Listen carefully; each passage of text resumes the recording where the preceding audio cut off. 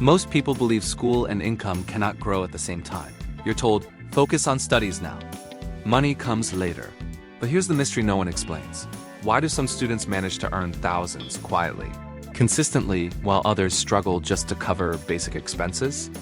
Why do two students with the same schedule, the same internet access, and the same age end up in completely different financial positions?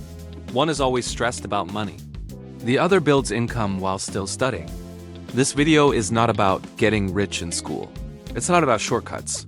And it's not about skipping education. It's about understanding how income actually forms even before a career begins.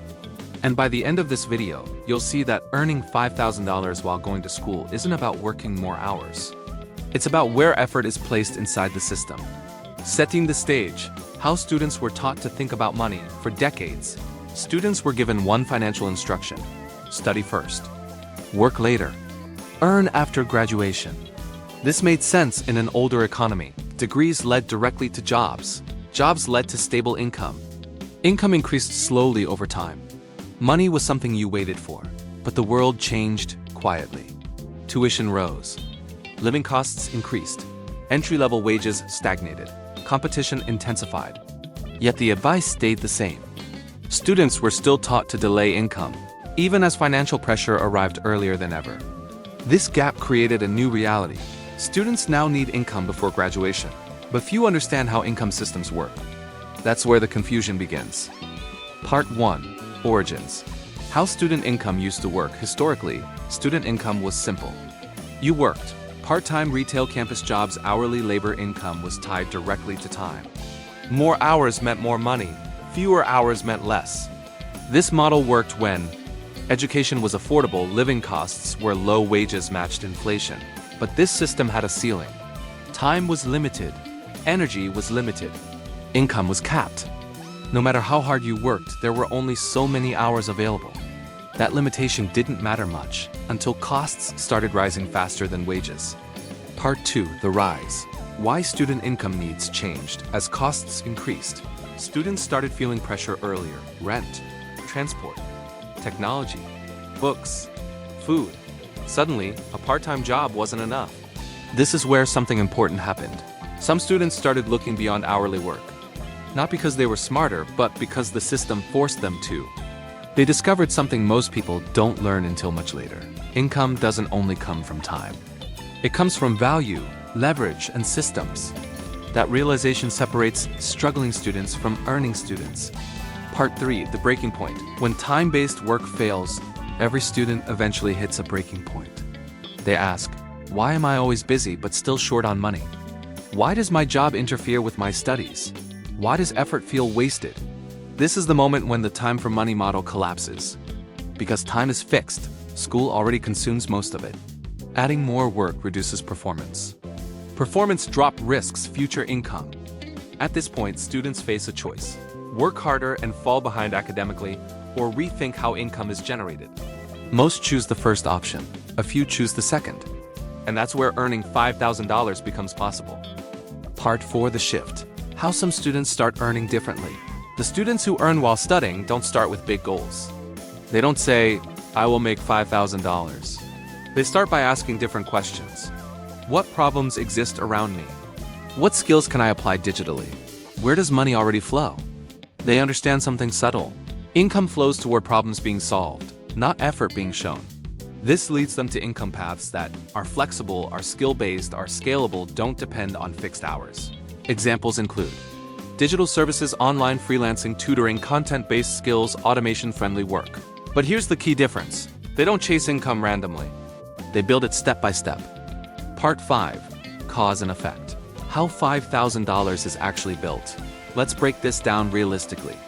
$5,000 is not earned in one moment. It's accumulated over time. Step 1. Skill or service alignments. Students identify a skill that can be learned quickly, has existing demand, doesn't require credentials. Examples: writing, editing, design, tutoring, research, basic tech services. This isn't talent, it's positioning. Step 2. Low-risk entry. Instead of building a business, they start with freelancing platforms, offer services, locally help small online creators. Income begins small. $50, $100, $200, but momentum matters more than amount. Step 3. Repeatability. They focus on repeatable work, not one-time gigs, not random tasks, but services that can be delivered again and again with improving efficiency. This is where income compounds. Step 4. Optimization. As experience grows, speed increases quality, improves rates rise. What took 5 hours now takes 2. What paid $20 now pays $50. Income increases without increasing time. This is the critical difference. Step 5. Accumulation over months. Small amounts add up. $500 becomes $1,000. $1,000 becomes $3,000. $3,000 becomes $5,000, not overnight, not magically, but predictably. Part 6. The fallout. Why most students don't reach this point. Most students never reach $5,000. Not because it's impossible, but because they chase quick money, they quit early, they overestimate speed, they underestimate consistency. They expect income to behave like social media. Fast, visible, instant. But income behaves like systems. Slow at first, then accelerating. When results don't appear quickly, they abandon the process. This is the silent reason most attempts fail. Part 7. Failed fixes. Why common advice doesn't work, students are often told. Just get a better job. Try multiple hustles. Work nights. Skip sleep. These fixes backfire. They damage academic performance, increase burnout, reduce long-term earning potential. The problem isn't lack of effort. It's misplaced effort. Income improves when effort is placed where leverage exists. Modern parallels. Why this pattern is everywhere. This isn't just about students. The same pattern appears everywhere. Employees with side hustles, small business owners, freelancers, creators. The rule is universal. Time-based income caps growth. System-based income scales. Students who learn this early gain a lifetime advantage. The delayed answer. The real secret. So what's the real secret behind earning $5,000 while still in school? Here it is. Income grows when learning and earning happen together. Students who apply what they learn, monetize skills early, understand value creation. Don't just earn money. They build confidence. They build systems. They build momentum. Money becomes a result, not a struggle. 3 clear takeaways. $5,000 is not about hustle. It's about structure, consistent, repeatable income beats random effort. Time is limited. Leverage is not students who escape hourly work early grow faster. Early income understanding changes everything. Learning income systems early compounds for years. Final warning, open-ended thought. Here's the truth most people realize too late. Waiting until graduation to understand income is risky. Not because school is useless, but because income systems reward early understanding. The question isn't, can I earn while studying? It's, what kind of income habits am I building right now? Because those habits don't disappear after graduation. They multiply. Natural call to action. This is why Income Explained exists. Not to sell dreams. Not to promise shortcuts. Not to push hustle culture. But to explain calmly and honestly how income actually works.